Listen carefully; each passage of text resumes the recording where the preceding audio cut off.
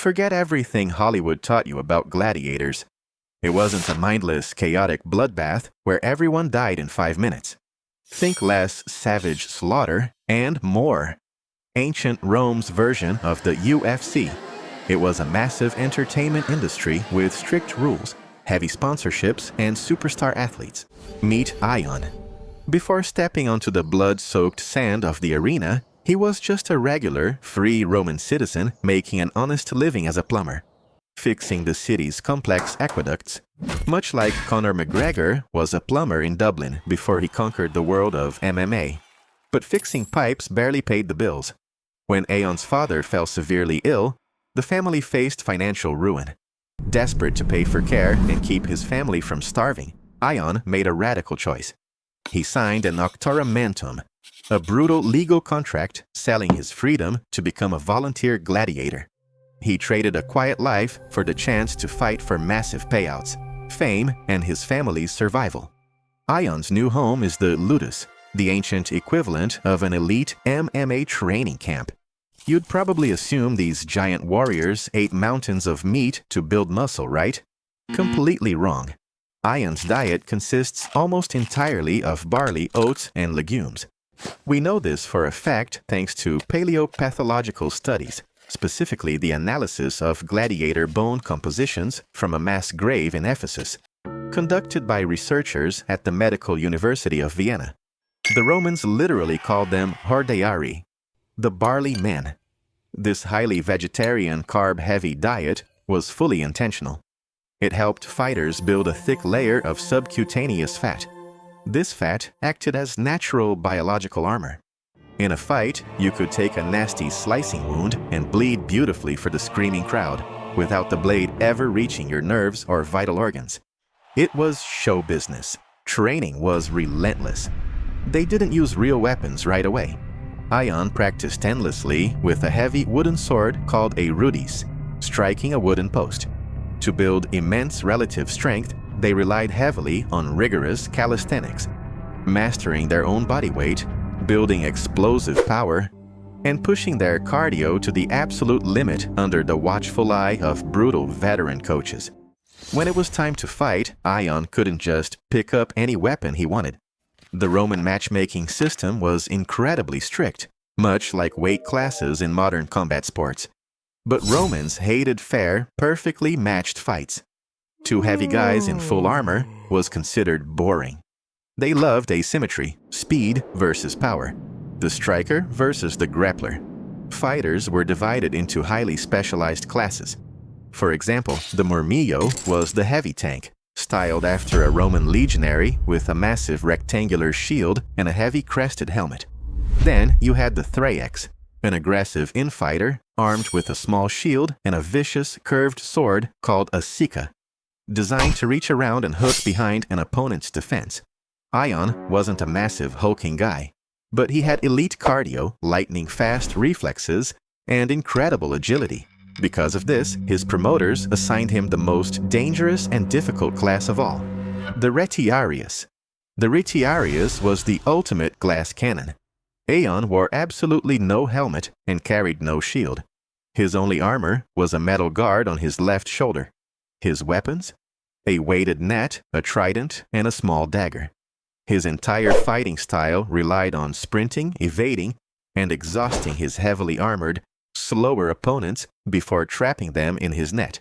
After securing a string of brutal victories in smaller arenas, earning a fortune in prize money and saving his family, Aion finally makes it to the big leagues, the Flavian Amphitheater, better known as the Colosseum. The scale of this place is terrifying.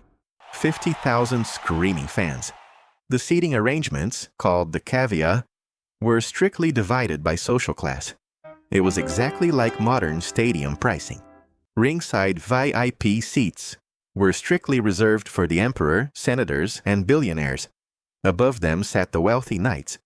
And way up top, in the nosebleeds, the cheapest seats with the worst view, sat the working class, plebeians, and women. But the real magic was happening beneath Aion's feet.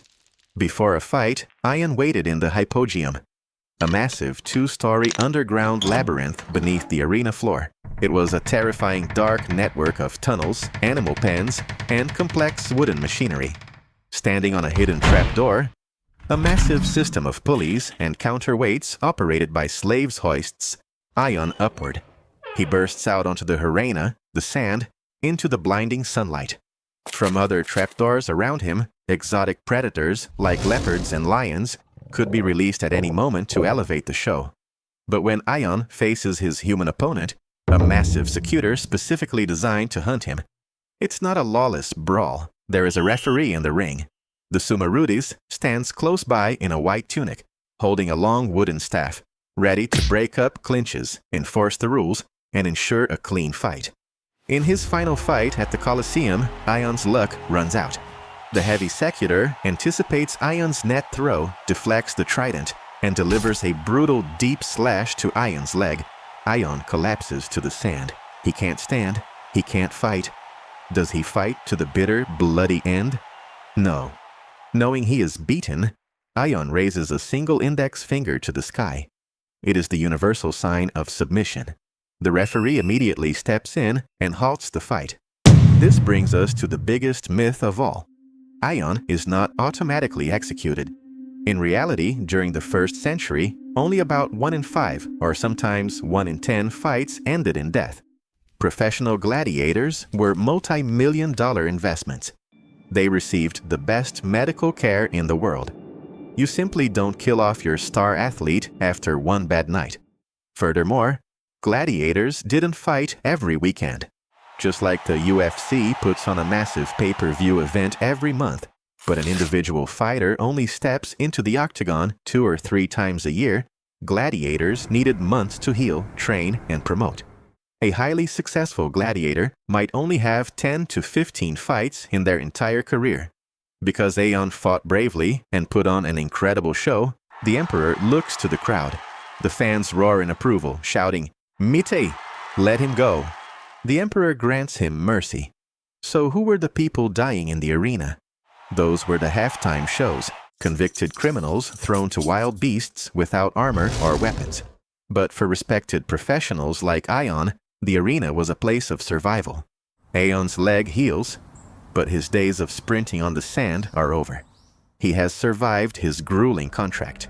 In a quiet ceremony, a Roman official hands Aion the ultimate prize, the Rudis, a ceremonial wooden sword that legally symbolizes his absolute freedom. But what does a retired ancient MMA star do with his life? They didn't just disappear. Many veteran gladiators became highly paid bodyguards for politicians or wealthy elites. Others became doctors, elite trainers who passed their lethal skills down to the next generation. Aion takes a different path. Using the massive fortune in prize money he accumulated over his career, he doesn't just leave the combat industry, he buys it. Much like modern fighters who transition into becoming sports promoters or gym franchise owners, Aion becomes a lanista. He opens his own Ludus, naming it in honor of his late father. He purchases fighters, hires the best doctors, and negotiates massive contracts with the Roman elite to supply entertainment for the next festival. Aion went from being the bloody talent on the sand to the mastermind in the boardroom. The Roman Empire eventually crumbled to dust, but the billion-dollar business of blood, sweat, and spectacle, that hasn't changed a bit.